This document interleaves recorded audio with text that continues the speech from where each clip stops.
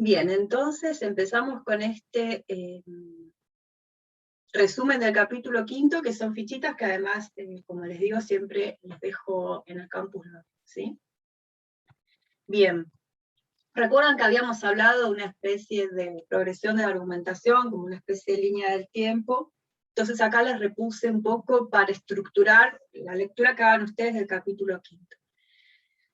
Tenemos el inicio de la propiedad, que va del 25 al 31 aproximadamente, y luego tenemos, esperen que borro esto si no, no veo, tenemos a partir del 32 la propiedad del suelo. Entonces, en la primera parte tenemos, ahora en las otras fichitas igual lo voy a desglosar. Tenemos estos elementos, la propiedad, la posesión en común de la tierra. Dios nos dio la tierra en común a toda la humanidad para que la usen para su beneficio y comodidad. O sea, esta premisa acá es doble, ¿sí? Les puse la posesión en común y el objetivo para el cual Dios da la tierra, luego la propiedad de la persona propia, trabajo propio, cómo se relacionan entre estas dos, y los límites de dejar tanto y tan bueno, y de no desperdiciar. Luego, a partir del 32, empieza lo que Locke llama el asunto principal de la propiedad, de la teoría de la propiedad, que es la propiedad del suelo. Tenemos una situación de abundancia que en el 36 se quiebra y comienza la escasez. El dinero aparece acá. ¿Se acuerdan que este 36 estaba bien cargadito, este parágrafo, ¿no? Entonces en el 36 tenemos, se corta la abundancia, aparece el dinero, y estaban todas estas referencias a América, que si bien están en todo el capítulo 5, en este pasaje estaban bastante interesantes las referencias puntuales que hacían. Y el punto de llegada de toda esta teoría, que es llegar a grandes extensiones de propiedad privada, con una distribución desigual, este desigual me lo puso porque, bueno, después lo corrijo, de la propiedad de la tierra. Y que como esto es una situación legítima según ley natural, vean específicamente el 50, que está condensada esa conclusión, que asimismo no da lugar a disputas, siempre y cuando nos atengamos a tener propiedad privada dentro de los límites naturales a la apropiación. Bien, entonces, en la parte del inicio, de la propiedad, Locke, como ya habíamos hablado, empieza con una problematización de la propiedad privada. Entonces está el problema de la apropiación, que es el que hay que resolver, y en esta resolución la respuesta es, al mismo tiempo, cómo es legítima la apropiación privada. En la premisa 1, de nuevo, entonces para repasar y reponer, premisa 1, Dios dio la tierra en común a toda la humanidad. El problema es, si nos dio la tierra a todos en común, a toda la humanidad, sin un pacto expreso, ¿cómo es posible, sin un pacto expreso de todas esas personas con quienes somos commoners, cómo es posible que nos apropiemos privadamente de algo?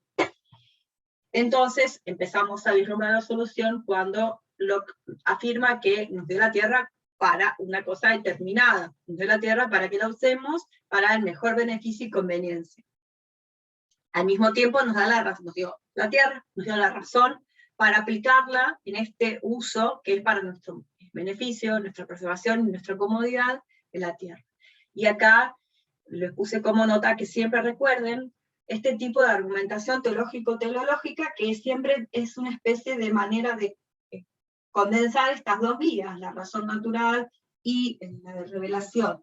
Siempre si apelamos al motivo por el que Dios nos dio la tierra, vamos a reconocer cuáles son los límites de la apropiación y si podemos saltar o no un límite de la apropiación. Entonces, conectando siempre con este motivo por el cual Dios nos dio la tierra, más los elementos normativos que teníamos del capítulo 1 a 4, vamos a poder derivar esas leyes naturales que necesitamos para regular la propiedad en estado de naturaleza. Luego, aparece una suerte de premisa dividida, porque entonces volvamos un segundo atrás. Entonces Dios nos dio la tierra para que la usemos y nos beneficiemos de ella. Y aparece en el medio, entre que dice esto, aparece el trabajo, la idea de que el uso requiere propiedad, de que yo cuando voy a usar algo en la naturaleza, necesito a la vez apropiarme, y que puedo usar algo si soy propietario, y que ser propietario es usar al mismo tiempo, las dos cosas. Y eso está como ahí dividido. Bueno, entonces el problema era cómo se apropian de algo que estaba en común, algo que fue dado en común para su beneficio. Dado que tienen que conseguir este beneficio y tienen que hacerlo, la respuesta es por medio del trabajo. Entonces aparece la segunda premisa, que es la autopropiedad. Recordemos siempre que somos propietarios de nuestra persona y de las consecuencias de nuestras acciones y de lo que hagamos con nuestro cuerpo, pero no de nuestra propia vida ni de nuestro propio cuerpo, que siempre son de Dios. Y recuerden que esto también limita, y en el sentido que limita la libertad. Recuerden que la libertad natural para Locke no es licencia, sino que es hacer lo necesario para nuestra preservación dentro de los límites de la ley natural. Entonces, la premisa 2' es que la propiedad de nuestro trabajo es nuestra, valga la redundancia, o sea que los productos de nuestro trabajo son nuestra propiedad privada. Voy a correr de vuelta esto porque ya no veo. Entonces, al aplicar, esto lo afirma Locke, al aplicar el trabajo a lo dado por Dios, dado por la naturaleza, que es lo mismo, lo que está ahí salvaje, le mezclamos algo nuestro y así nos apropiamos de eso. Y así es, en el fondo esta es la definición de uso. Y acá por eso insisto con esta premisa de Lidia de que uso requiere propiedad, porque está como colapsando uso con trabajo también. Bien. Entonces, aparece luego lo que le interesa a Locke ahora es, como sabemos que en el universo lockeano no hacemos cualquier cosa, sino que tenemos los límites de la ley natural, le interesa ahora mostrar cuál es la medida de la propiedad. Lo que hay que notar también es que estas medidas de la propiedad es lo que luego hay que saltar, si es que el punto de llegada es estas extensiones grandes de tierra de distribución ilimitada. Entonces no podemos violar la ley natural. Si podemos superar los límites, tiene que ser de una manera legítima que no implique una violación del corpus legal natural. Entonces, aparece la preocupación por la medida de la propiedad. Podemos hacer esta pregunta así: ¿a qué podemos fijar de nuestro trabajo? Vieron que Locke habla de esto, ¿no? De le fijamos, le anexamos o fijamos nuestro trabajo sin dar espacio a disputas sobre la propiedad. Entonces, también piensen esto, ¿no? No dar espacio a disputas por la propiedad está muy ligado a no violar el derecho natural. Es lo mismo, es como dos maneras, él puede ir poniendo el énfasis en una cuestión o en la otra, pero si se fijan, en el capítulo 5, el énfasis siempre ha estado en que no hay conflicto, no hay lugar a conflicto, más que en la idea de los ladrones. Y luego, más adelante, que es donde se está moviendo el texto, es hacia allá, quienes quedan del lado de la irracionalidad, de la pseudo-criminalidad, que no son crímenes, pero como subcumpliendo los mandatos de la ley natural, son quienes no trabajan tanto, que a la vez están relacionados con ser pendencieros. Hay pasajes, ustedes ya lo vieron porque lo resaltamos acá, en que racionalidad y laboriosidad están de un lado, y caprichosos, que es lo mismo que decir no tan racionales, y pendencieros están ubicados también como una parejita, de modo tal que lo que importa acá es que no haya espacio de disputa sobre propiedad. Recuerden que Locke también afirma que la ley natural, acceder a ella por la vía de la razón individual, es incluso más sencillo y da menos lugar a disputas que las ordenanzas municipales, por ejemplo. Como que necesitamos mayor trabajo de interpretación para entender las leyes positivas que las leyes naturales. Bien, entonces, esto lo afirma Locke, la misma ley naturaleza, que por este medio, vale decir, el trabajo, ¿no?, nos da propiedad, también limita esa propiedad. Entonces, acá lo que repone en estos pasajes, alrededor del 31, es que el objetivo de la abundancia, resalta abundancia para que recordemos que todavía estamos en el momento de la abundancia y todavía no apareció la escasez de tierra, ¿sí? El objetivo de la abundancia donada por Dios es nuestro disfrute, dice Locke, no arruinar ni destruir. Entonces tenemos los dos límites de dejar tanto y tan bueno y de no desperdiciar. De vuelta, la justificación de esto es que la tierra nos fue dada para nuestro beneficio, ese objetivo por el cual se creó la tierra y nos creó Dios a nosotros también. A ver si puse algo más abajo y no se está viendo. No. Bien. En el 32 entonces aparece el principal asunto de la propiedad, que es la propiedad del suelo. Natalia, vos que estabas pensando en la cita de Marx. La cita de Marx tiene mucho que ver con esto. De vuelta, Marx no estaba hablando del capítulo 5 ahí, sí estaba hablando del programa de Gotha. Pero traje esa cita al parcial para que recuerden que the chief matter of property es el suelo.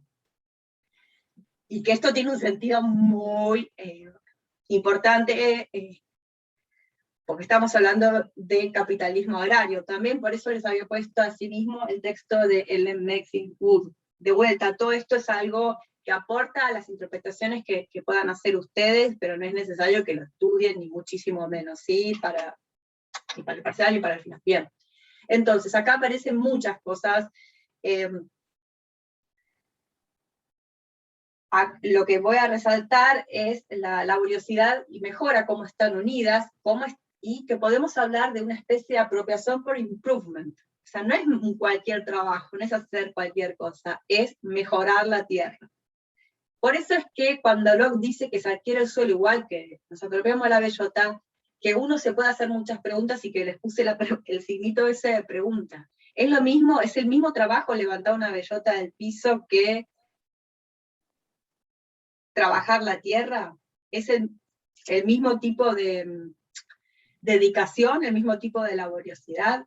El secreto de Locke es que no es el mismo tipo. Uno tiene una moralización, uno está más cerca del cumplimiento pleno de la ley natural, incluso de la razón por la cual Dios nos creó, porque estás en mayor cumplimiento del mandato divino. Y acá es donde creo que empieza esa jerarquización de tipos de trabajo, de tipos de relación con la tierra y con lo dado por naturaleza, es lo que le permite, al mismo tiempo que justifica una distribución desigual de la tierra, justificar la colonización. Bien, entonces, laboriosidad. Locke dice que al dar el mundo en común, al mismo tiempo, recuerden, entonces nos da el mundo en común, nos da la razón, y al mismo tiempo, la razón para que lo usemos el mundo, y al mismo tiempo da el mandato del trabajo.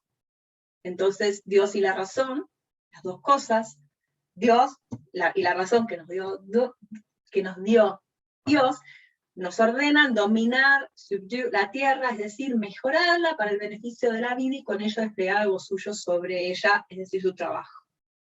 Entonces, de nuevo, esto es un mandato divino que al mismo tiempo podemos reconocer solamente por la razón individual. De vuelta, acá aparecen más clarificaciones acerca de por qué esta confianza bloqueada en la transparencia de la ley natural. Dios nos da la razón para que podamos cumplir con esto, por lo tanto, esa razón debe estar destinada a cumplir ese objetivo, ¿sí? Estas son más premisas que están ahí divididas, que en el fondo son premisas teológicas. Bien, entonces es en obediencia a este mandato de Dios que sometemos la tierra, aramos y cultivamos. Y la persona que haga esto es propietaria de esa tierra. Entonces, por estar ahí meramente, no sos propietaria de la tierra, sino que necesitas trabajar, hacer un trabajo de agricultura en esa tierra. Acá resalté esta cita para que recuerden que está en este lugar, en este momento del texto del parágrafo 34, Dios dio la tierra para el uso del industrioso o los industriosos y racionales, y el trabajo debía ser el título de la propiedad a la tierra, y no para el capricho y la codicia de los pendencieros. Y en este momento de la argumentación también aparece América, el indio, las tierras baldías, y empieza a aparecer con más fuerza la tesis lockeana, sobre la que insisto de ahora en adelante con cada vez más fuerza, que el valor de algo está dado por el trabajo que le aplicamos, y no por lo que la cosa en sí misma tenga como valor de uso. Esto, si estuvieran estudiando el capítulo 5 hacia los parágrafos finales, lo tendrán bien fresco y les habrá llamado más la atención cuando compara el valor de una tierra en América y una tierra en Inglaterra, una tierra cultivada, una tierra no cultivada. Entonces lo que dice es el valor está en el trabajo. Incluso cuando empieza a comparar una tierra no cultivada con una tierra cultivada, tiene más valor porque está, por ejemplo, el hierro del arado, está la ropa, está todo lo que fue necesario para poder trabajar la tierra. Bien. Entonces, acá aparece finalmente, que es otro momento que lo habíamos marcado en el 36-37, como el surgimiento del dinero, la invención del dinero, permite saltar algunos límites de la propiedad y, como dice Locke, arandar, correr el cerco y arandar nuestras posesiones. Bien, voy a correr de vuelta porque si no, no puedo leer. Ahí. Tenemos entonces, teníamos el límite del desperdicio y tenemos dos maneras de superarlo. Con el oro, que oro acá es un proxy para cosas que podemos acumular sin que se pudre y a la vez no nos sirve tanto, dice Locke, el oro y la plata no se desperdician, y el intercambio también nos ayuda a evitar el desperdicio por las razones que ya hablamos. Tengo 5 manzanas, me como 2, las 3 que no me voy a poder comer antes de que se pudran las cambio por 5 nueces, entonces así vamos evitando interactivamente el caer en el desperdicio.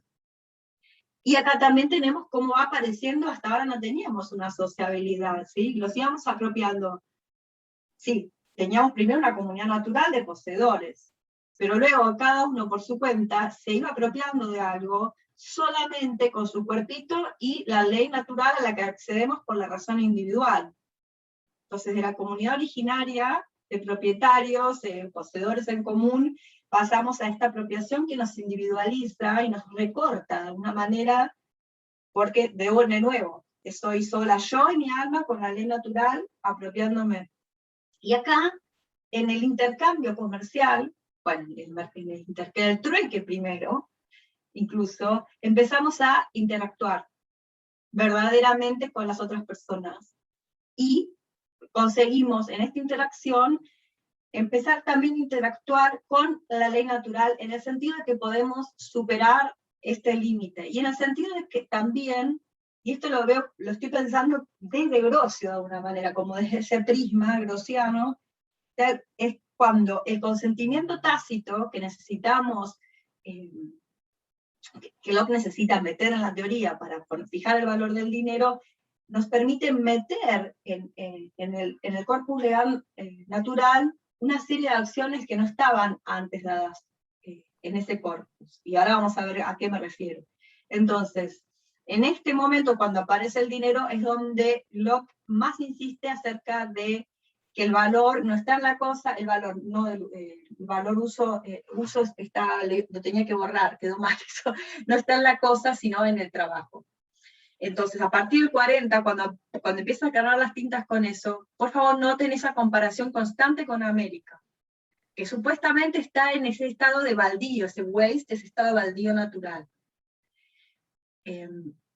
Entonces, cuando aparece el valor del dinero, aparece el acuerdo tácito y voluntario de las personas que ya estaban en esta interacción por medio del intercambio de objetos, y este consentimiento voluntario tácito le da el valor al dinero, y el dinero así insuflado de legitimidad por medio del acuerdo tácito y voluntario, que está basado en esta interacción, permite saltar el límite del desperdicio. El tema es cómo permite saltar el límite de dejar tanto y tan bueno, que eso es lo que queda difícil de ver hasta ahora, ¿no? Eso es lo que quiero que cada quien responda, si eligen esas preguntas, como piensen, ¿sí? Así que traten de pensarlo esto, cranearlo cada quien por su cuenta. Si es un espacio que quedó vacío, sí está la respuesta Locke.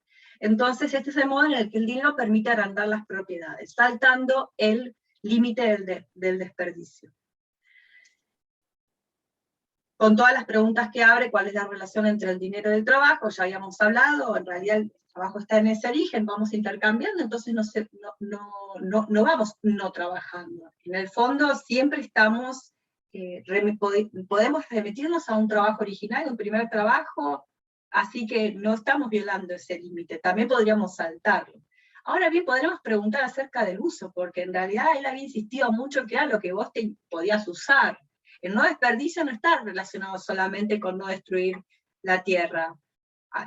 añudo. Está relacionado también con que eso vos lo puedas consumir y aprovechar. Entonces también podemos pensar, quizás Locke estaba pensando que no habría mucho lugar para el lujo, pero ahora también dice lo siguiente, el parágrafo 49. En el principio todo el mundo era América, y más que lo que es ahora, dice Locke. Más, o sea, antes era más que lo que es ahora América, era más el mundo. Pues no se conocía en ningún lado algo como el dinero. Y acá aparece otra premisa que tiene que ver más incluso quizás con una suerte de conversión antropológica y aparece como un rasgo humano que antes no había, donde se encuentra lo que tenga el uso y el valor del dinero entre sus vecinos, verán, donde encuentren, no donde se encuentren, perdón, verán que el mismo hombre empezará al instante a agrandar sus posesiones. De alguna manera, el surgimiento del dinero alimenta esa codicia que lleva a la ambición y lleva a la necesidad de acumular más y generar más riquezas. Entonces acá podemos preguntarnos si esto sí asociado a la laboriosidad o ya es un plus que no está tan asociado con esa moralización del trabajo, sino que ahí aparece un rasgo más negativo de la cultura a partir del dinero. Entonces estaba todo ese universo en el cual cumplíamos las normas de la ley natural, y el surgimiento mismo del dinero nos permite saltar los límites y a la vez nos hace desear agrandar nuestras posesiones, nos hace querer tener más cosas. Y ese mismo hombre laborioso, racional, que quería el beneficio de toda la humanidad, quería darle más comida, más trigo a la humanidad, o ahora estamos hablando de otra especie de razones para actuar, una antropología más egoísta, más motivada por la acumulación. Preguntas que nos podemos hacer y hay que buscar en el texto a ver qué podemos responder. Pero entonces yo noto que hay una especie, que hay quiebres, ¿sí?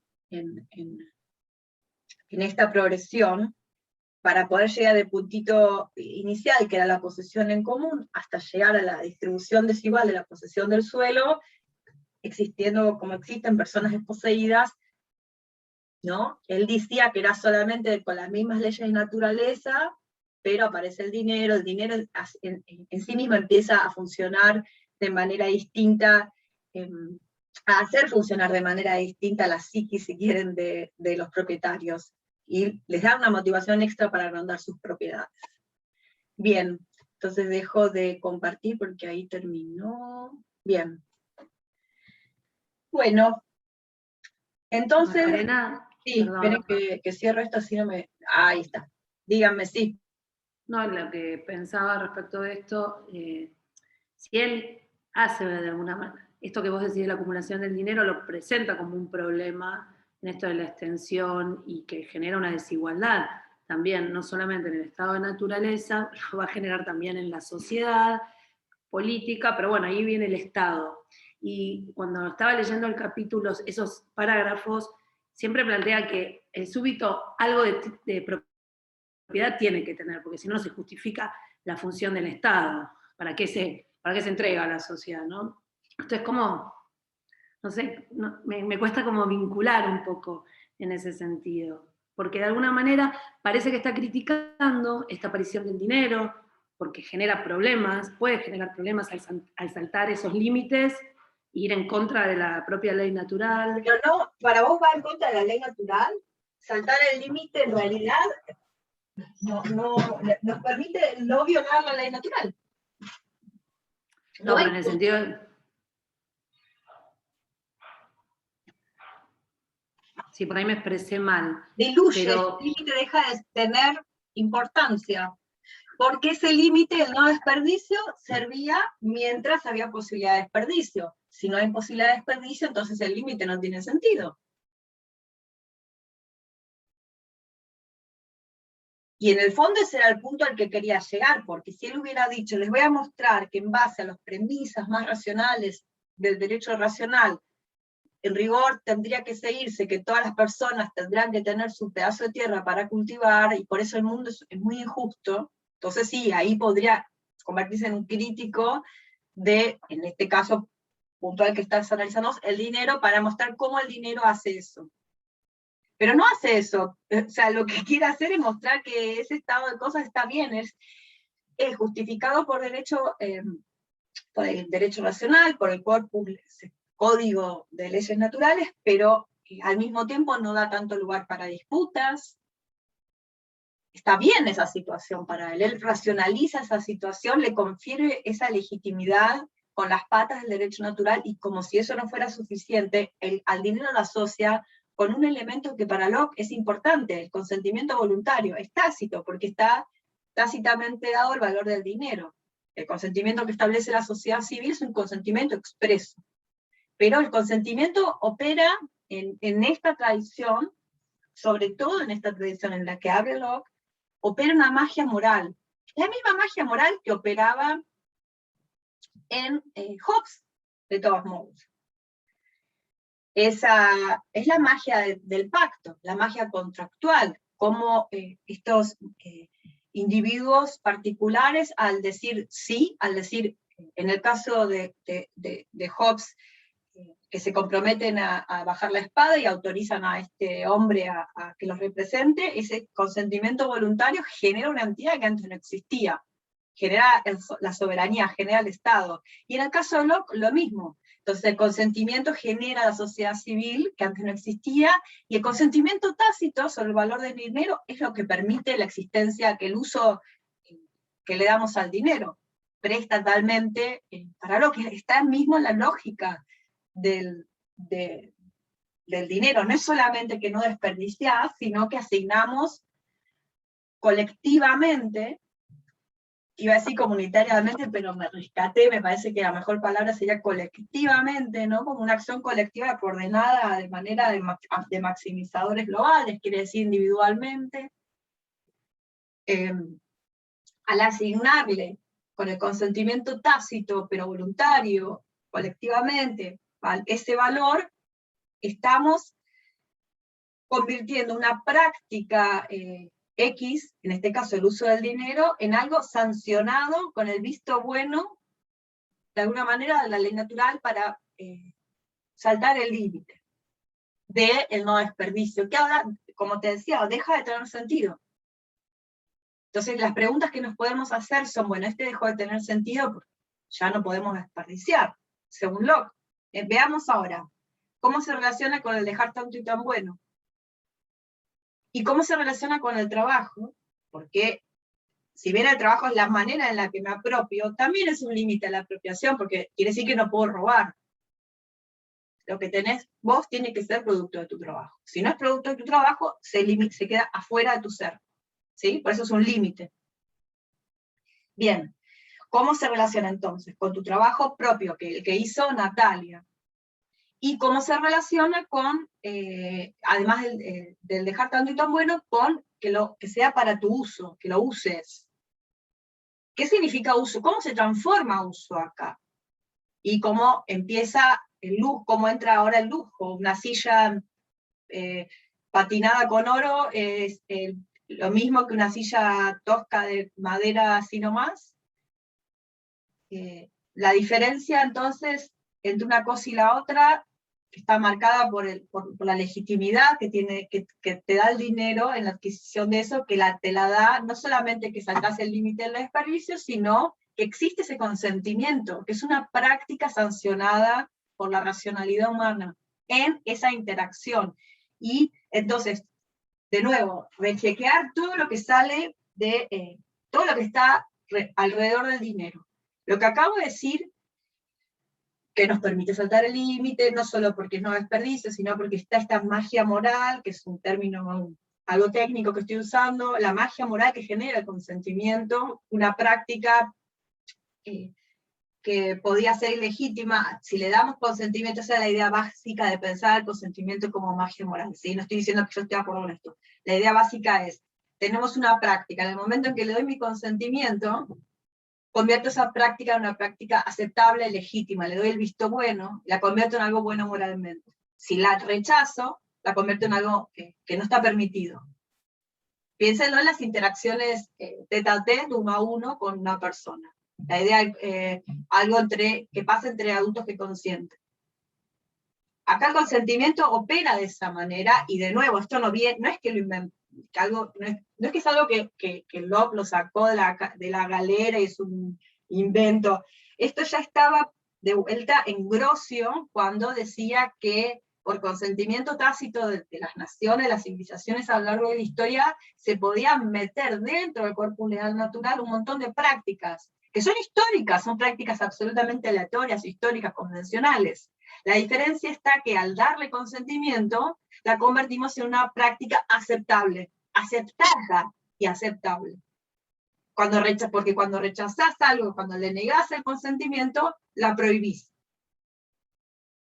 Y acá está solapadito, chiquitito, esta magia moral de consentimiento tácito, que luego, cuando es expreso, esperen que admito, cuando es expreso, te permite fundar la sociedad civil, te permite fundar el poder político, la estatalidad.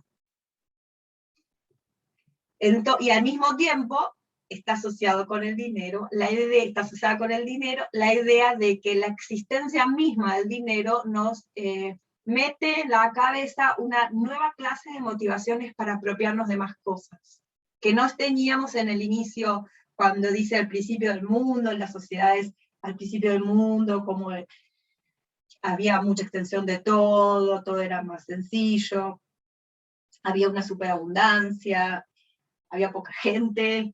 Ahora la misma existencia del dinero es un aliciente para apropiarte más, producir más, generar más riqueza.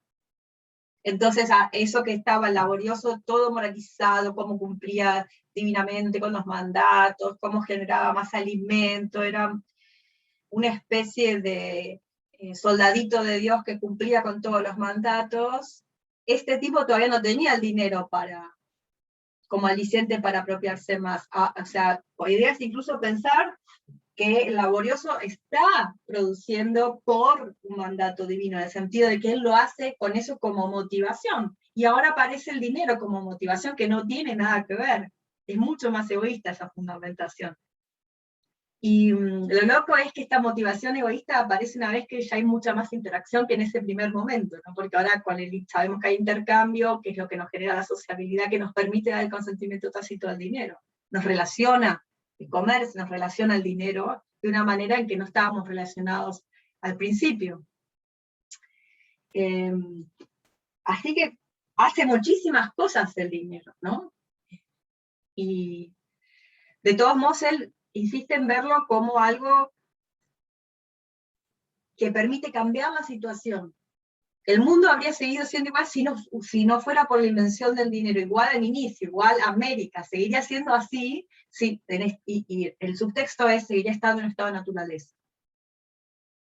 Si no fuera por la invención del dinero, que nos permitió alargar nuestras propiedades.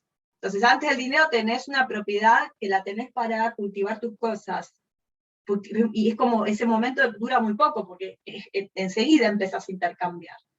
Y una vez que estás intercambiando, luego aparece el oro y la plata, porque al principio podría haber intercambio sin dinero. Y el dinero cambia mucho la situación interactiva de las personas, e incluso el modo en que se genera la riqueza. También había dicho Locke que la misma existencia del dinero hacía que la tierra valiera más o menos, más en un lugar, menos en otro, y aportaba la escasez. Así que, de nuevo, lo que hace es cambiar este mundo, sin que esto genere más discordia, no nos da nuevas causas de guerra, no nos da razones para conflicto, para pelearnos acerca de la propiedad, no da. Sigue todo en el mismo mundo armónico en el que las leyes naturales son claras, todo es muy claro, o sea, la propiedad está justificada por ley natural, que es clarísima, todos accedemos por la razón, o por la existencia del dinero, esa combinación, el dinero tiene atrás la bancada del consentimiento tácito. O sea, no las reservas en el Banco Central, sino algo mucho más mágico, que es el consentimiento voluntario de ese colectivo. Sí, Elian. Sí, pero ahora, para a ver si si entendí bien. Entonces, el dinero surge sí o sí en la estatalidad, porque si América tiene estado de naturaleza, porque no tiene dinero, tal vez no está bajo el dinero, y Locke ya dijo que el Estado o la comunidad civil viene a justamente resolver estos inconvenientes, este tipo de juego de intereses que hay, digamos, en estado de naturaleza, entonces el dinero sí o sí tiene que surgir en un Estado, básicamente, en una comunidad civil. No, ¿por qué? No, no, es por esto que venía diciendo, por eso te estaba preguntando. No, pero no se siguen, me parece, una cosa a la otra, de lo como podés seguir en estado de naturaleza con una moneda,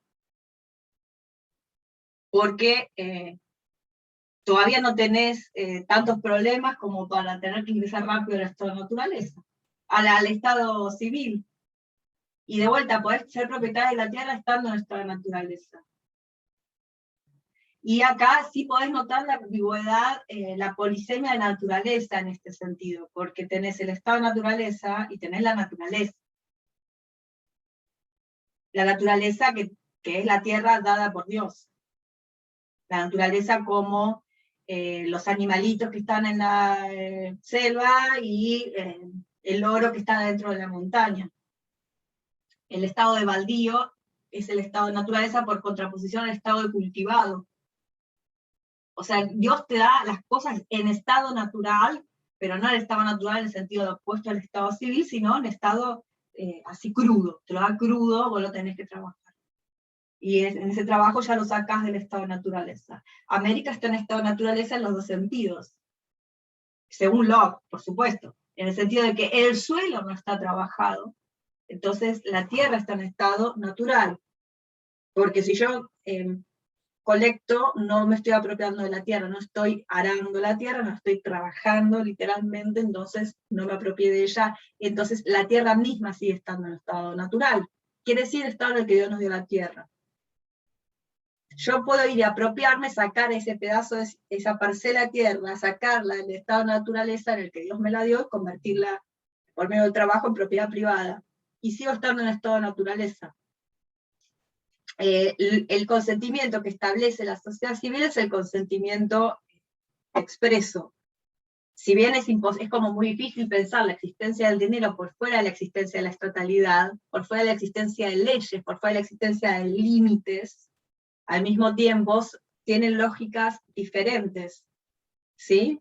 Por más que o sea, sepamos que necesitas no solamente un colectivo que fije el mercado, ¿no? Que fije ese valor, sino también alguien que acuñe la moneda. Bien, sí, creo que en esto que te dijiste, entre con consentimiento tácito y consentimiento expreso, creo que está ahí. Creo que me quedó muy claro. Ignacio, ¿querés hacer tu comentario? Leemos la pregunta. Bueno, leo sí. No, yo mi consulta iba más en clave de... vos habías hecho un comentario en el que decías que en el caso de que si no hubiese surgido la idea del dinero o la acuñación del dinero, Europa seguiría como América, si no entendí mal. En ese caso, entonces... Dice, lo leí, no sé si lo leíste, dice, si no hubiera sido por la aparición del dinero, lo puedes ver en la cita que puse. El mundo originalmente era como América, y cuando aparece el dinero, cambia la situación. Sí. Entonces mi pregunta es, entonces el dinero ayuda a cumplir el mandato divino de trabajar en mayor parte de la tierra, digamos, de darle valor a la tierra. A ver, muy bien, ¿por qué? En ese caso, digamos, yo lo que tengo entendido es que, digamos, Dios nos da la tierra para trabajarla, y en ese caso el dinero nos da esa motivación para seguir trabajarla y darle valor para a ese pedazo de tierra. Muy bien, está bien, esa es una buena respuesta. También podés poner está muy bien lo que decís, pero tenemos que agregar algo. Lo que dice Ignacio está bien, es una respuesta posible, pero tenemos que agregarle algo, que es que los individuos se van a comportar de esa manera y no van a usar el dinero para tener latifundios y dedicarse al lujo y a cuestiones que no generan riqueza. Por ejemplo, el dueño de Amazon gastándose la guita yéndose en un cohete a boludear a la luna. Dale, fácil, ¿sí? ¿Se entiende a dónde voy? La respuesta de Ignacio está bien, porque es el dinero, nos permite saltar el límite de no desperdicio, pero permite seguir generando riqueza. Y él estuvo todo el tiempo insistiendo que lo que genera riqueza es el trabajo. También recordar eso, sumar a lo que dijo Ignacio, la idea lockeana de que en realidad lo que genera la riqueza es el trabajo humano. ¿Vieron cómo insiste hacia el final del capítulo 5 cada vez más en eso? Cada vez más. Y eso deja de vuelta, si volvemos a la comparación con América, deja a los habitantes, al indio americano del lado del no trabajador, porque su tierra no tiene valor porque no la trabaja. ¿Sí? Disculpa, ¿puedo hacer un... ¿Se escucha? Sí, ahí te vi, Estoy sin sí. cámara, no puedo tener activada la cámara. Ahora, no recuerdo en qué pasaje era, pero él avala que el dinero propicia satisfacer más necesidades y generar, ¿no?, respuesta a mayor necesidades. Entonces, en realidad, el dinero viene a ser como acorde a lo que decía el compañero antes, ayuda a esa ley de la naturaleza y ese mandato divino. O sea, vamos por más. Sí, yo estoy de acuerdo con eso. De hecho, sí. Sí. Ok, gracias. O sea que también avala que este energúmeno decida irse a un hotel en Marte, mientras que el resto de la humanidad se muera de hambre. Exacto, salvo, yo creo que Locke estaría en contra de eso, específicamente, porque le parecería que ya se fue donde vamos, no se está cumpliendo el objetivo de la generación de riqueza. Pero hay Sí, perdón, si querés comentar. Lo que pasa es que no... Estoy pensando en todo lo que no está acá, porque en el texto que dijimos está asociado con insistir en que esto no es solamente un proyecto económico de colonización, sino que también tiene que estar siempre en este marco cristiano, resguardado, protegido, que de alguna manera disminuye y baja un poco la ambición económica, la ambición de lujo, la codicia, la avaricia, y te vuelve a reconducir ese canal que te recuerda que tu obligación es preservar a la humanidad entera, ¿no? Entonces te conecta con la caridad, pero todo eso con unos límites muy, muy difusos, ¿sí? No es claro, absolutamente claro. Perdón, eso es lo que me resulta complejo del texto, porque el límite lo veo muy difuso. ¿En qué momento decido yo, propietario o terrateniente o empresario, que estos se tienen que repartir? O sea, está de todas maneras determinado en una persona, o sea, sí, en un acuñado. Ok, entonces no, y además sumarle esto que en rigor siempre se puede argumentar que es para mayor beneficio de la humanidad.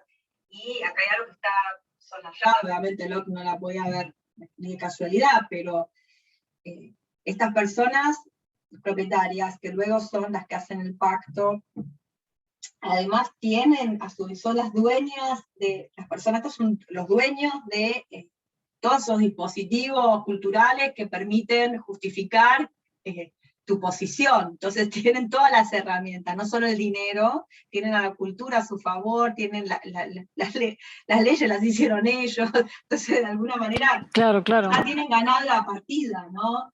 Estoy pensando ahora entonces en qué dicen los desposeídos, los que están ya ni sacando América, los que están en Inglaterra y se quedaron sin tierra, ¿qué dicen esas personas?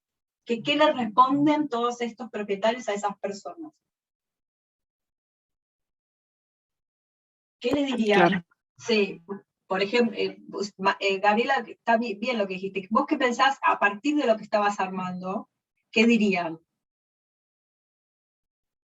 Los propietarios, este energúmeno, como para usar tu término, que es muy adecuado. Perdón el exabrupto, pero hace calor. Me cuesta pensar, pero ¿justificaría de alguna manera la falta de distribución? O sea... ¿Y cómo la justificaría? No te lo puedo reponer ahora, pero entiendo... Pero vos lo decís del lado del propietario, porque en realidad Claro, el entonces propietario vería que no tenemos tierra, no tenemos que comer, no tenemos tierra, ¿no? vayamos a robar. No, Pero no sacando puede. eso, hacen ese reclamo, le toca la puerta al propietario y dice, che, a ver, muchachos, ustedes son 5 y pagaron todo esto, nosotros somos Bueno, pero para eso está 500, ¿qué dice el Estado. individuo loquiano? ¿Qué dice el propietario loquiano? No sé, está el gobierno, el Estado y el gobierno. Pero que yo lo trabajé y yo decido, en definitiva. No es robo, claro. Lo primero No que es robo. no es robo. Yo no te estoy robando, porque piensen, hay algo que podrían haber visto, que hay que ver al toque, que es el desposeído. Lo primero que puede hacer es apelar a su estatuto de posesión, de poseedor en común de la tierra. Decir, pará, loco, a mí Dios me dio la tierra en común. A mí, a todos nosotros. ¿Por qué te agarraste vos todo esto? Y yo no tengo nada, me estoy muriendo de hambre. Y Dios dijo que nos daba todo esto para que nosotros nos autopreservemos y preservemos a toda la humanidad. O sea, toc, toc, dame, porque acá hay algo que no está funcionando. O sea, este tipo se quedó sin, no es que en este universo, con todo, vamos a decirlo así, en este orden normativo, ¿qué argumentos legítimos esgrime el propietario loquiano? Este es un buen ejercicio, que lo pueden usar para responder el parcial, incluso esta manera de pensar. Para mí hay algo de justificación en eso, porque es lo que yo te decía antes, hay una justificación, perdón, no sé a quién interrumpí, tengo muy malas señales, que hay una justificación del propietario, es como yo pago mis impuestos, el famoso yo pago mis impuestos. Hay algo como de ser merecedor de eso porque o lo trabajó en un momento y ahora está usufructuando los beneficios de ese trabajo, que ya para mí ahí hay una cierta ingenuidad de Locke, pero bueno, no sé si es ingenuidad o ideológicamente está operando de una manera grandiosa para justificar, pero bueno, no, yo me lo merezco porque lo trabajé y vos no lo habrás trabajado, eso común que te dio Dios en algún momento. Pero no entiendo qué lugar ocupa después el Estado, porque el Estado mete a los súbditos, no son desposeídos los súbditos, somos todos los propietarios respecto del soberano. Pero el desposeído, ¿qué lugar cumple en la sociedad civil de Locke? ¿Cumple algún lugar? No sé. ¿Qué puede reclamar? ¿Vos qué pensás? Todavía no lo puedo definir mucho, si es que recibe las dádivas de la caridad de los otros, porque bueno, en definitiva son humanos y este amor al prójimo le tenemos que dar algo de lo que tal vez nos sobra como propietarios. En las primeras clases hablamos bastante de quién es el sujeto político. Estas son teorías en las que estamos viendo acá, ¿no? Las que se ven en la materia. Y un poco se puede decir de casi toda la filosofía política, que la gran cuestión es quién es el sujeto político, al que le está hablando ese autor en particular, el que imagina. Estas teorías que son teorías en el fondo racionalizadoras y no teorías críticas, no teorías que quieren justificar porque es injusto todo lo que pasa, sacando el segundo discurso ruso, sino que quieren mostrar que un cierto estado de cosas es el que hay que aceptar y el que tenemos que celebrar.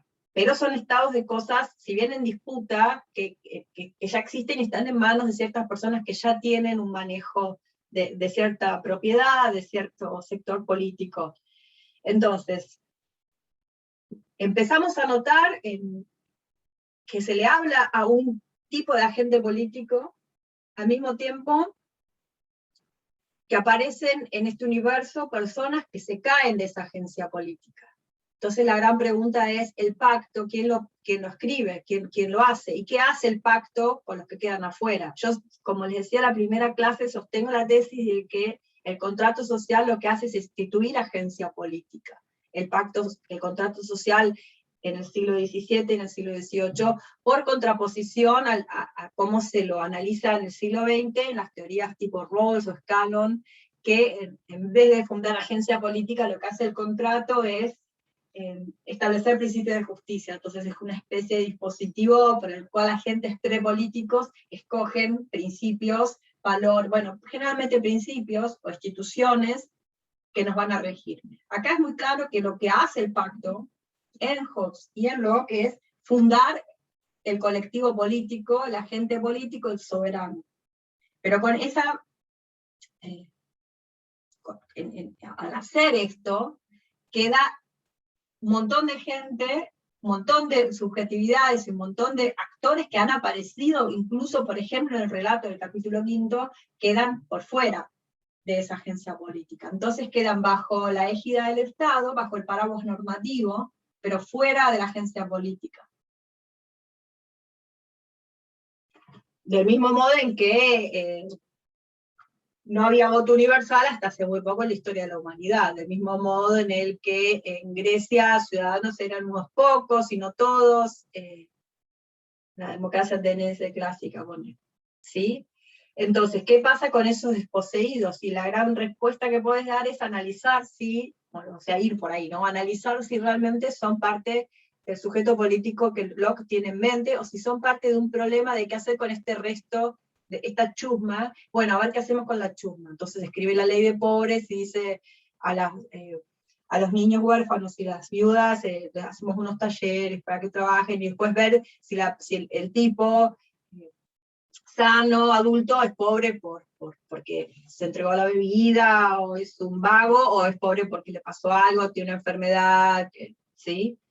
Pero lo que voy es a lo siguiente, entonces la estatalidad está pensada como algo protagonizado por, en el caso de Locke, pongamos los propietarios privados, y el resto es un problema que la estatalidad resuelve, pero que no se plantea a sí misma como un problema del mismo tipo que el problema de la institución que da el pacto, ¿no? El problema de su propia autoinstitución. Entonces la estatalidad se instituye y se constituye sobre ciertas subjetividades, para esas subjetividades, y el resto es esa especie de gentuza que este Estado va a acomodar como pueda.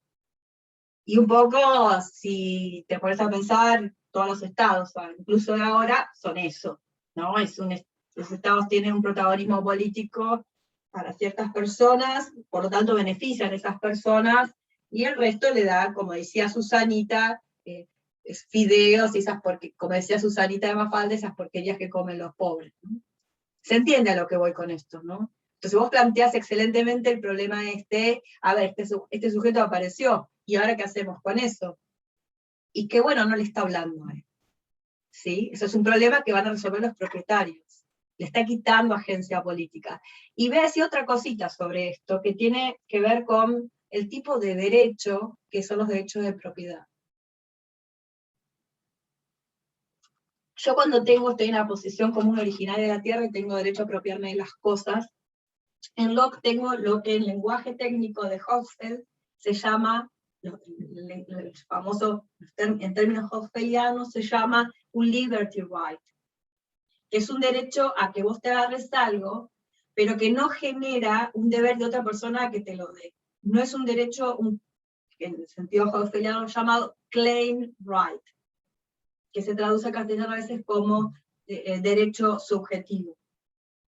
El derecho subjetivo es aquel que va atado a un deber positivo a otra persona. Entonces te pueden salir incluso, ya en la estatalidad, dos maneras diferentes de pensar en este esquema de propiedad, por ejemplo, los derechos de bienestar. Entonces, en este esquema lo más probable es que los derechos de bienestar no existan. O sea, ¿qué quiere decir esto? Que no existan derechos de las personas desposeídas a que el Estado les brinde asistencia, sino que el Estado lo hace por otros motivos, por ejemplo, por caridad o para que haya estabilidad. Pero la disposición de la persona no genera un deber positivo de parte de los propietarios o de los ricos de que le den algo. Entonces, ese primer derecho a apropiarte de cosas que tenés por el estatuto de ser poseedor en común, como es en el esquema lockeano, como al igual que pasa en el esquema grociano, y lo mismo pasa en el universo jovenciano, valga la nota al pie, es que es un liberty right. Entonces vos te podés apropiar de algo, si lo haces correctamente, tenés el derecho en el sentido de que no te lo pueden quitar. Pero ser un poseedor en común no significa en este mundo que vos tengas derecho a ir a reclamar propiedad, y que alguien te la tenga que dar. Son visiones diferentes de cómo pensás. Entonces, como empezás teniendo solamente liberty rights, en este universo, los deberes que tenés son de no robar, no dañar. pero no tenés un deber de ayudar al otro, de proveerle algo. El liberalismo entonces siempre es una...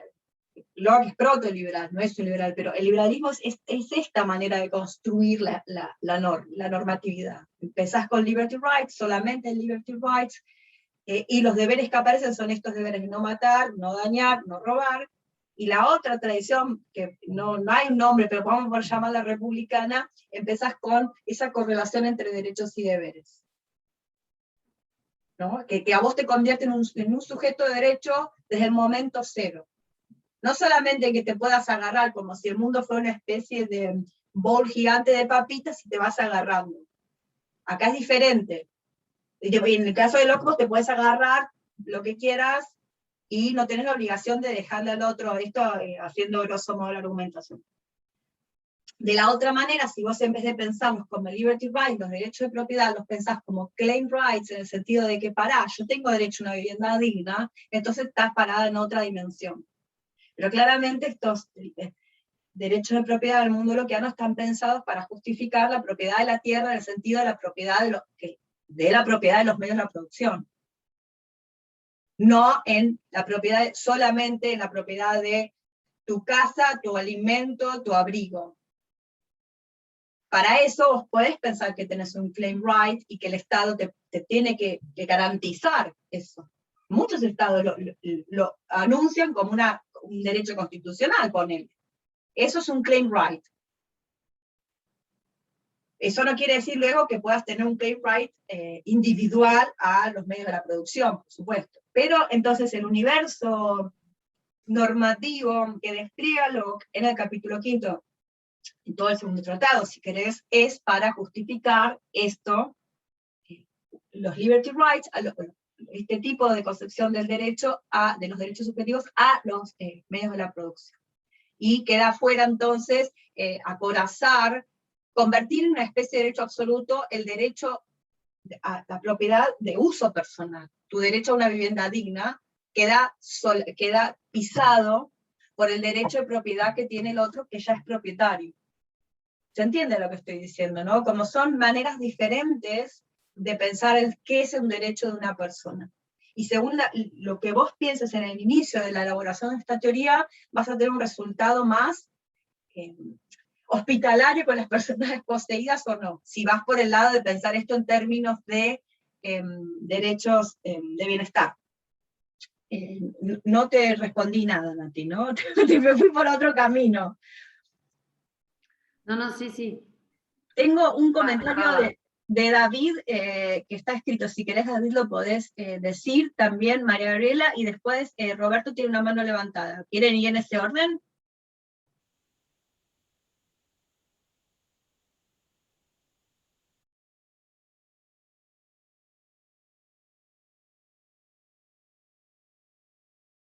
Está sin audio porque se había cortado la luz, sí, estoy rezando para que no se corte.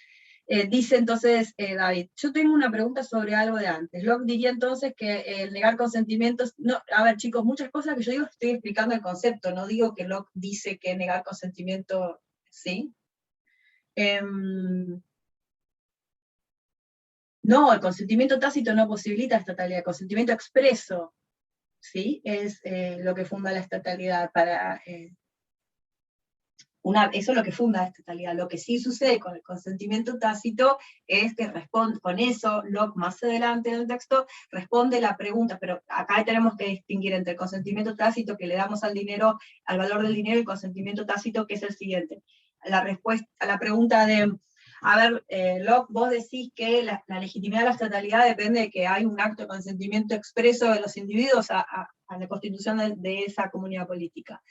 Pero yo nací en este país ya conformado y nunca me pidieron que dé mi consentimiento. Entonces la respuesta de Locke es, acá das un consentimiento tácito, una estatalidad ya conformada, al beneficiarte de la estatalidad misma. Entonces si ya te beneficias de que existan carreteras y semáforos, estás dando un consentimiento tácito a la obligación política que tenés con ese Estado, ¿sí? Entonces tenés consentimiento tácito, acuerdo tácito voluntario que le damos al valor del dinero, independientemente de la estatalidad, consentimiento expreso, voluntario, como el acto ojo desea una institución del Estado, que damos para instituir el Estado, y luego el consentimiento tácito dentro de una estadalidad conformada, que es cuando te beneficias de la existencia de esa comunidad política, es un acto de consentimiento tácito a la obligación, al surgimiento de la obligación política que le debes a la autoridad política de ese Estado. Acá dice María Gabriela, el propietario apela a una mayor racionalidad, o sea que vos sí que el propietario dice que él tiene una mayor racionalidad. Bueno, me refiero, cuando digo magia moral, me refiero a que el consentimiento en estas teorías y en general en la tradición liberal y en muchas de nuestras prácticas cotidianas, y después fíjense si no les pasó discursivamente en la semana, ¿no? Hacerlo ustedes. ¿De qué manera algo que no era una obligación, cuando medía el consentimiento tácito o el consentimiento expreso, la promesa, el comprometerse, aparece la obligación? Por eso de la magia moral, de que es una fuente, es un generador de normatividad. No fuente, me equivoqué, es un generador de normatividad el consentimiento. La fuente de normatividad es la razón por la que hace el consentimiento. Pero al dar el consentimiento, o sea, al mostrar que está tu voluntad unida con una práctica, convertís esa práctica en algo, en una especie de norma que antes de tu consentimiento no era así. Y lo mismo cuando decís no. ¿Sí? Esto es filosóficamente muy denso y muy importante, porque por acá se juegan muchas cuestiones también relacionadas con las relaciones interpersonales, incluso que exceden la estatalidad y exceden lo que estamos hablando acá. Pues, fíjense en sus interacciones con sus parejas, con sus novios, novias, vínculos poliamorosos. ¿Qué hace y qué no hace el consentimiento ahí? ¿No? Por eso hablo de la magia moral. Y esta es una tradición, la tradición del contrato social, sobre todo en el siglo XVII y también en el XVIII, porque en Rousseau esto es una piedra de toque de la legitimidad política. Ahí se pone en el acto del individuo que consciente, se pone mucho, por empezar se pone el surgimiento de la obligación política, que antes no estaba en el consentimiento individual, estaba en otros aspectos, en relaciones, pero no en ese lugarcito de un tipo que dice sí. Y dice sí, y se abre un orden normativo que antes no existía, o sea, genera como una especie de ontología política nueva. Por eso hablo de magia moral.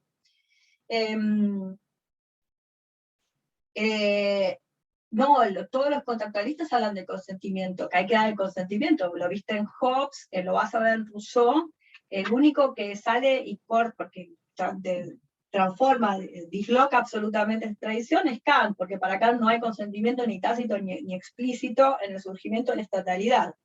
Lo mismo que para Hegel tampoco hay individuos que consienten.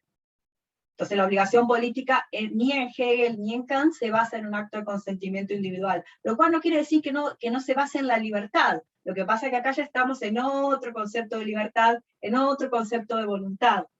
En Rousseau, seguro que ya lo habrán visto, en el contrato social, ¿cómo consigo entonces tener una estatalidad legítima, que es la voluntad general?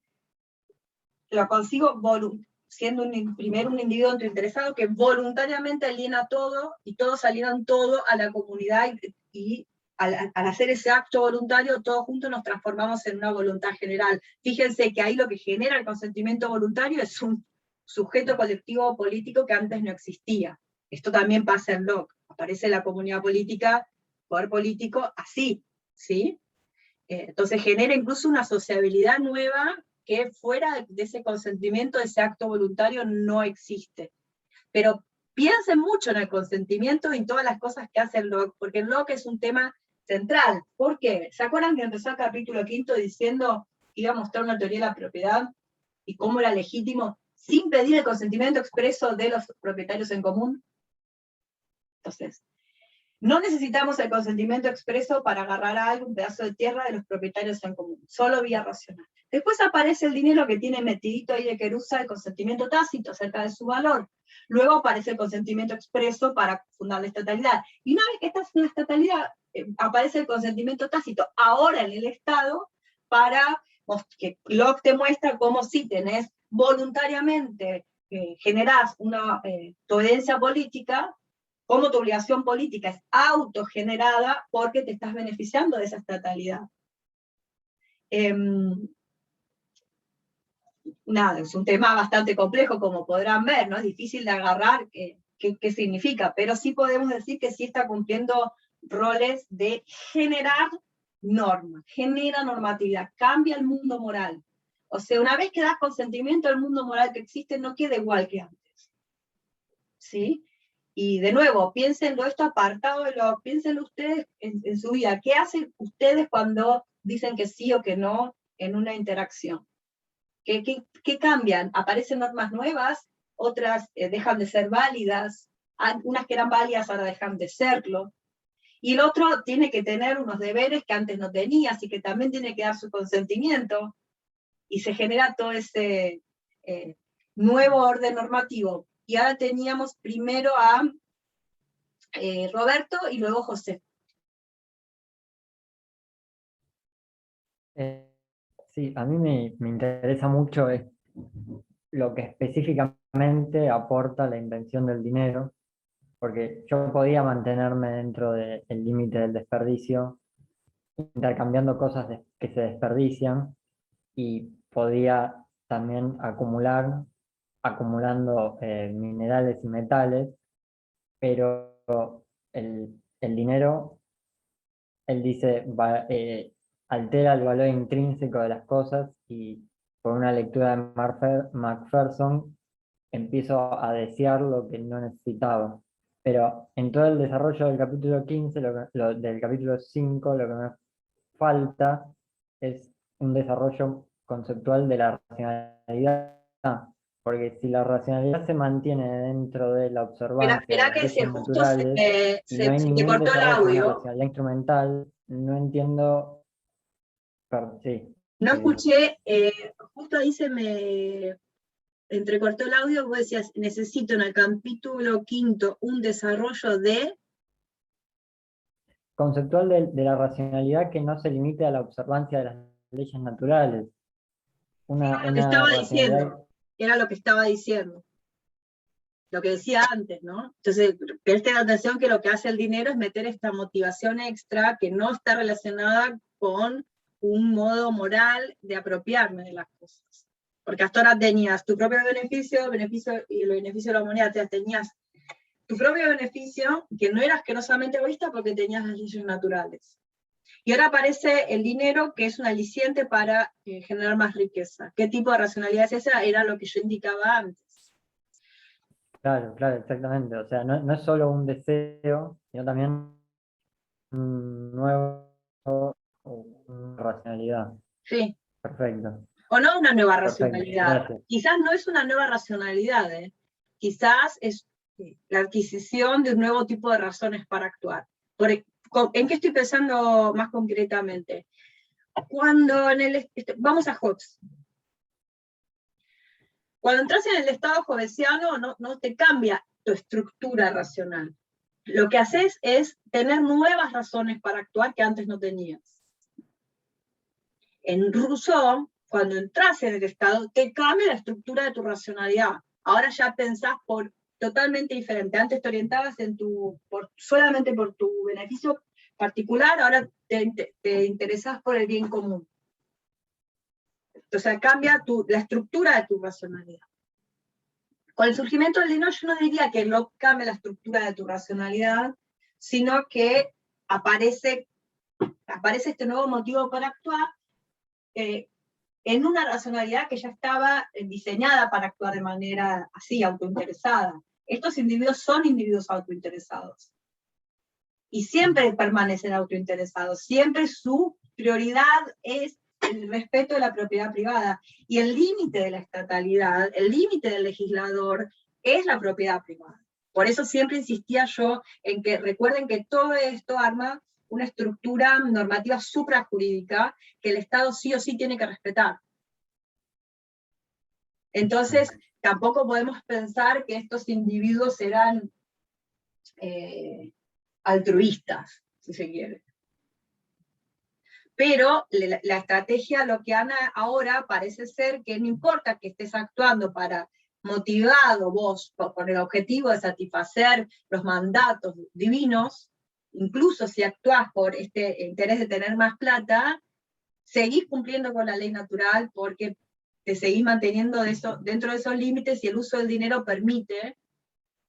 Lo que podemos preguntar es si no puede volver de alguna manera el peso de la ley natural a limitar el uso del dinero también, y que no sea válido cualquier cosa, que no sea, que no puedes usar tu dinero para empresas absolutamente derrochadoras. Yo pienso que en el fondo sí, Locke introduciría nuevamente esto, que quizás hay que darle un poco haciendo una lectura caritativa, no veía como un problema, porque no lo veía como algo que la humanidad lo tuviera en sí, el lujo desmedido y el derroche absoluto a costa del beneficio de la humanidad entera. Como que no lo imaginaba por la antropología con la que se manejaba. Le parecía inviable que los seres humanos se convirtieran en eso. Pero sí, no sé si estructura autorracionalidad, pero al introducir nuevos motivos para actuar, lo que hace es, a mi modo de ver, lo que hace Locke es mostrar, incluso cuando aparecen estos nuevos motivos para actuar, seguimos en el andarivel de la ley natural por el momento. Quiere decir que estos tipos no se convierten en criminales, no se caen, no se degeneran, porque recuerden que tenemos esa tipología, ¿no? Tenemos el racional, laborioso, el pendenciero, el ladrón, el indio, entre comillas. Sí, y José.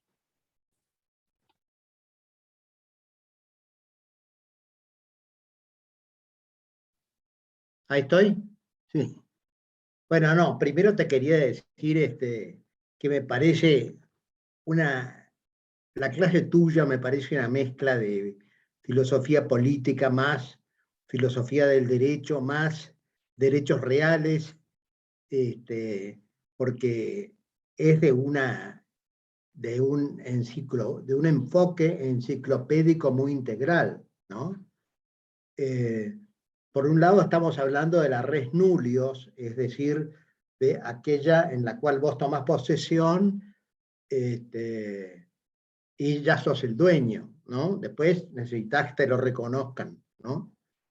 Entonces, mi pregunta concreta es si vos tenés una visión de los derechos reales, o Locke tiene una visión de los derechos reales cuando haces tu exposición, o si es meramente de filosofía política.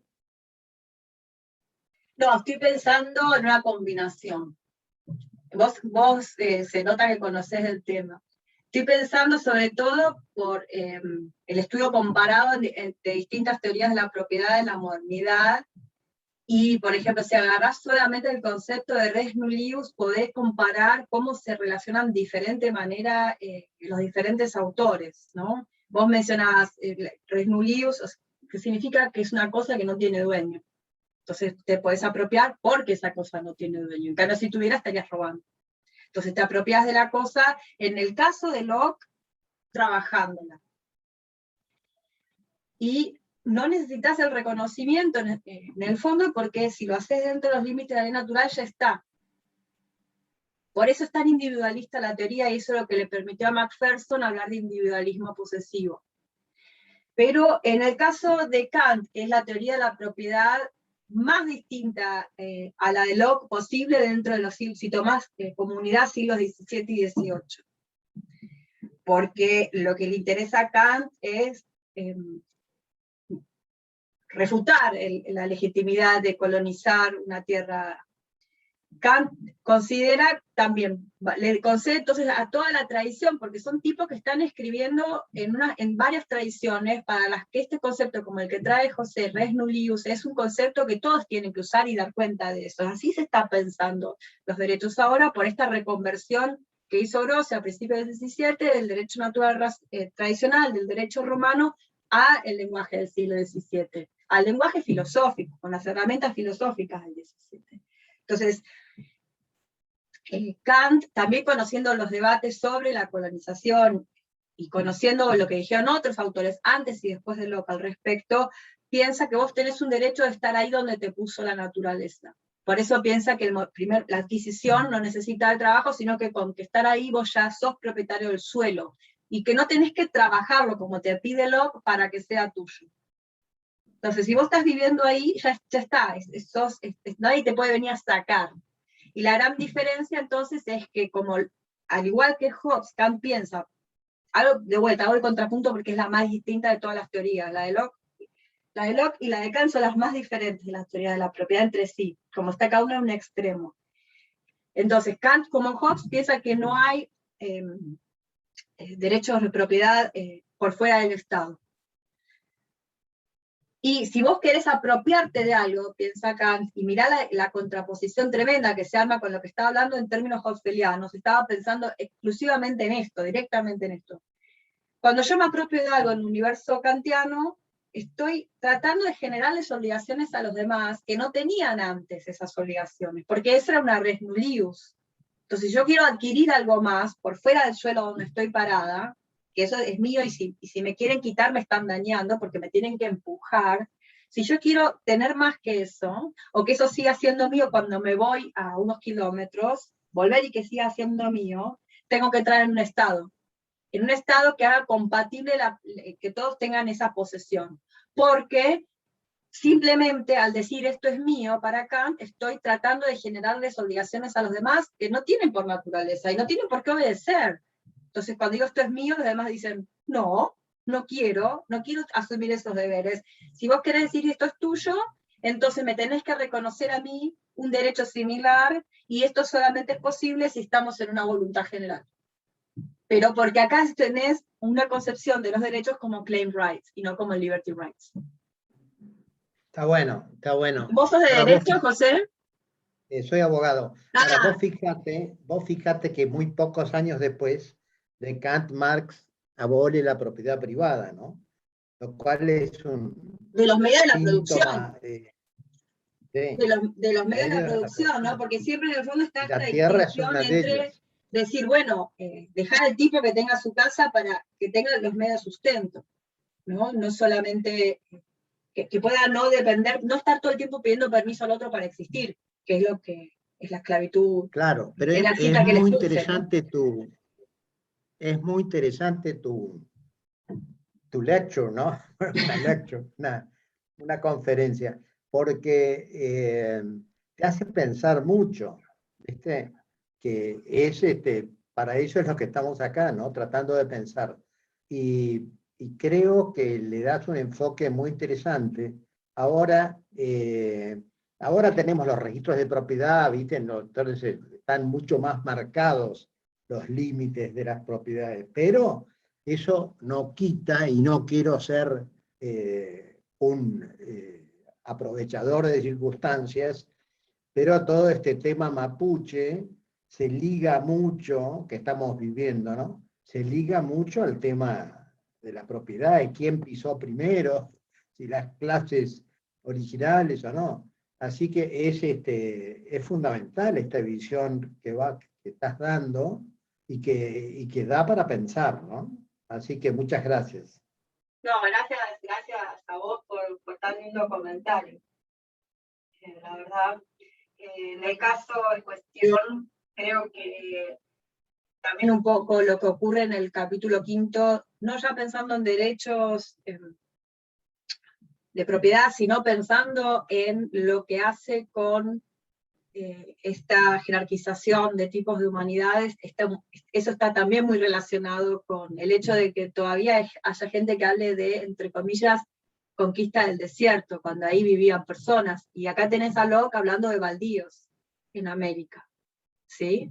Y esto no está desconectado, no es que yo estoy trayendo de los pelos una cosa y la otra, ¿no? Como es parte de todo un andamiaje conceptual que tiene siglos de desarrollo y que ha permitido que se genere una especie de cultura, o si querés una ideología, que asocia a la laboriosidad con una cosa, con otra, y en el fondo lo que tenemos, y acá ya yéndome un poco, yo opino que lo que pasa es que acá hay una construcción de vuelta voy a usar la palabra lockeana, ¿no? Indio bueno, indio malo, ¿no? Si el indio bueno es el pobre que solamente se queda donde el Estado le dice que se quede, y el otro no merece nada porque se sale de esa caracterización del indio, que de vuelta, ¿se acuerdan que yo le dije que también está presente en esta narración lockeana una distribución del tiempo histórico, por la cual hay un progreso histórico que viene, el tipo dice al principio todo era América, en el origen de la humanidad, cuando todo había abundancia, y después vamos avanzando y hay un desarrollo civilizatorio. Pero al mismo tiempo coexisten, en el mismo tiempo histórico, los europeos avanzados y los indios que siguen como viviendo en el pasado. Y eso de poner en el pasado, ¿no? En el caso de Locke al indio, en el caso nuestro, de la estatalidad argentina, el indio bueno, ponerlo en el pasado, la idea esta de que están, entre comillas, extinguidos, es quitarles agencia política. Están diseñados para eso, que un poco se relaciona con lo que preguntaba Natalia. Entonces, ¿qué pasa con todos estos desposeídos en la estatalidad? ¿Qué hace el Estado y qué hacen ellos en el Estado? Pero tenés todos estos dispositivos filosóficos, no es mera ideología, acá hay argumentos filosóficos desarrollados para generar ese efecto, que lo que hacen es desagenciar políticamente a quienes no tienen esas características. Entonces, ¿cómo lo desagencia en el texto de Locke? A mi modo de ver es bastante claro, los pones en el pasado, son atrasados, son primitivos, no es que son distintos. En el fondo está diciendo, bueno, al principio éramos todos así, lo que pasa es que unos fuimos avanzando y otros se quedaron en el tiempo. Esa es un poco la estrategia, no está diciendo son otra humanidad, son el otro, son más atrasados. No, por supuesto que es una operación de alternización, con esto los está convirtiendo en el otro, porque es el otro que puedo conquistar, el otro al que le puedo sacar la tierra. Pero el efecto es desagenciar políticamente, negarle agencia política a esos sujetos. Fíjense que al mismo tiempo les niega propiedad. Negándoles propiedad sobre la tierra, les está poniendo en un momento primitivo porque no trabajan la tierra, no tienen arado, no tienen un sistema de agricultura, según Locke, de vuelta, porque esto ni siquiera era verdad de eso, además, al hacer eso, entonces la operación no es solamente un análisis jurídico de que es un derecho, sino que todo ese concepto jurídico, el del liberty right, de la res nullius, de la posesión en común de la tierra, va aparejado con esta idea de progreso, idea de desarrollo, de civilización. Por lo cual descubrís también que esos mismos conceptos jurídicos son parte de un proyecto civilizatorio. Con lo cual la abstracción pierde su abstracción, queda como muy, muy concreta, le queda como, mostró la hilacha de abstracción y sabés que se está refiriendo a ese proyecto. En el fondo, las preguntas que les hice, las tres primeras, piensen en esto para responderlos también. Perdón, pero tengo más preguntas acá. María Gabriela, seguís con mala conexión, ¿no? Sí. Tenía comercio ganancia con la compra y venta de esclavos, ¿no? Locke, sí.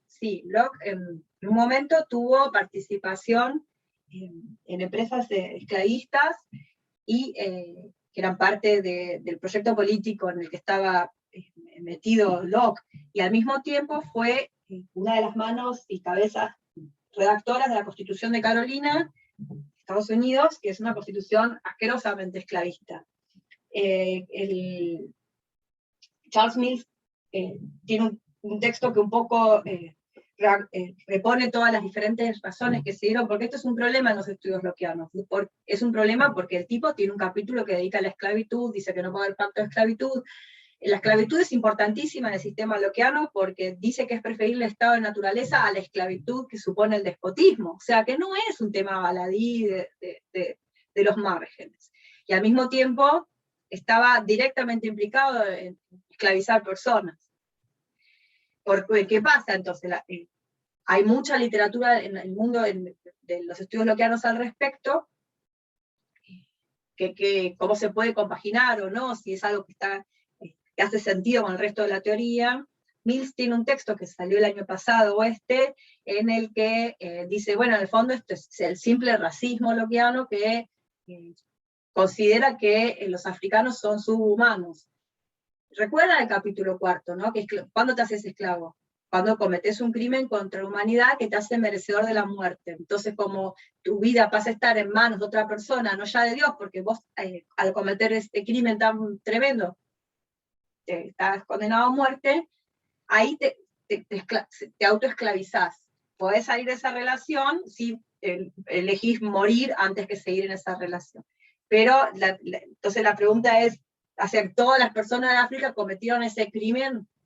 Y la respuesta que da Mills en ese texto es no, realmente él piensa que los negros son subhumanos, por lo tanto ni siquiera califican para ser criminales y explícito esclavizables, ¿no? Que tiene un concepto de humanidad.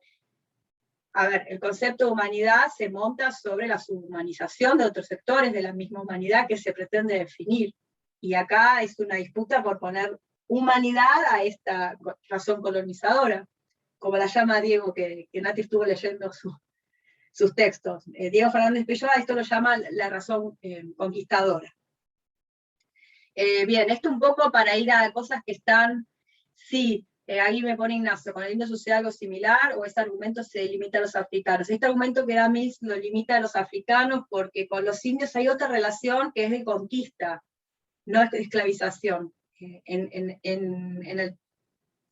En este proyecto, en el texto lopiano. Entonces vos vas y le sacás las tierras, ¿sí? No los esclavizás. Son temas fascinantes para investigar. Si les interesa, después me escriben, porque realmente no son temas que se suelen hablar mucho en Puan, no sé por qué, siendo que somos el tercer mundo. Bien. Todo esto surgió por la pregunta que hacía Natalia, estábamos hablando de la desposesión, pero piensen también que él tiene el texto de la ley llamado Ley de Pobres, que se le llama Ley de Pobres, y que dice cosas al respecto. Entonces, nos queda poquitito, yo pensé que íbamos a poder pasar a la estatalidad, así que voy a decir un par de cositas para armar ya la próxima clase, que ya es en noviembre, ¿no? A ver, sí. Entonces, la próxima clase vamos a analizar el poder político, los límites a la división de poderes, poder político, división de poderes, los límites al legislador, qué se puede legislar y qué no, y la relación entre el ejecutivo y el legislativo. Y el 9, si tenemos suerte, va a venir una colega que da clases en Puan, que es Natalia Strock, a hablarnos de la muerte de Locke, de cómo murió en la casa de una filósofa y qué relación había con una filósofa del siglo XVII, así que va a estar buenísimo eso va a ser un ratito de la clase, ¿sí? Por favor vengan porque eso va a estar muy interesante. Entonces, quizás no, vieron que para el final entra todo el libro, pero no vamos a poder ver todo con detalle, entonces yo quiero concentrarme en el capítulo 7, por ejemplo, que es sobre el comienzo de las sociedades políticas, preguntarnos preguntas análogas a las que se hace Hobbes, como por ejemplo, cómo se consigue la unidad del cuerpo político. Cómo pasamos de esta multiplicidad, que estábamos en el estado de naturaleza, a hacer un solo cuerpo político. Bueno, en el pacto original, ¿se acuerdan que en la primera clase les hice ese cuadrito que hay que preguntarse quién pacta qué y con quién? También ver en Locke, eso véanlo ustedes, en Hobbes cómo era, cómo es en Locke. Sí, está en Historia de la Filosofía Medieval, nativo. Bien, así que esas preguntas que nos quedaron abiertas del contractualismo, cómo son en Locke. Y el 9, que es sobre los fines de la sociedad política. Recuerden que el título del ensayo era sobre el origen, los límites y los fines del poder político, de la sociedad política. Entonces, ya vimos el origen, nos queda ver los motivos por los cuales salimos del estado de naturaleza, o sea, qué es lo que falta en ese estado de naturaleza para que finalmente nos hace entrar en el estado, porque no es el mismo problema que veíamos en Hobbes. De hecho, lo distingue entre estado de naturaleza y estado de guerra. vieron que una de las preguntas, si quizás la eligen, una de las preguntas es sobre esto.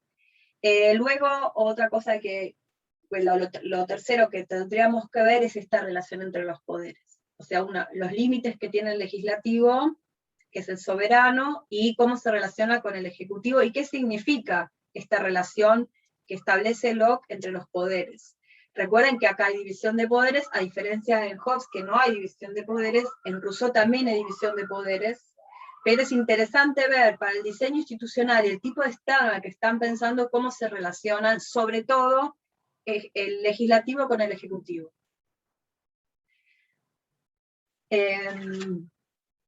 Bien, porque eso, en el caso de Locke, al mismo tiempo, analizar cómo se relacionan permite analizar muchas disputas que se dan en la literatura especializada acerca de si estaba más cerca Locke de Hobbes de lo que parece. Yo lo hemos hablado acá en las clases, les adelanto, mi visión es que en Locke tenemos un poder legislativo que tiene que ser muy parco, muy tímido, muy limitadito, muy minimalista, porque tiene que legislar para proteger la propiedad y no sobrepasar esos límites. Y el Ejecutivo tiene que hacer cumplir esto. Y también, en el fondo, alguien tiene que velar porque el Legislativo no se extralimite. Y entonces tenemos ahí la función que puede cumplir el Ejecutivo, pero también la función que puede cumplir la rebelión, que es apelar a los cielos. ¿Se acuerdan que lo habíamos visto? Eso prefigurado, apelar a los cielos. Entonces, otro aspecto que aparece en la teoría lockeana es el derecho a rebelar. Cuando este poder político se quiere extralimitar en el cumplimiento de sus competencias soberanas.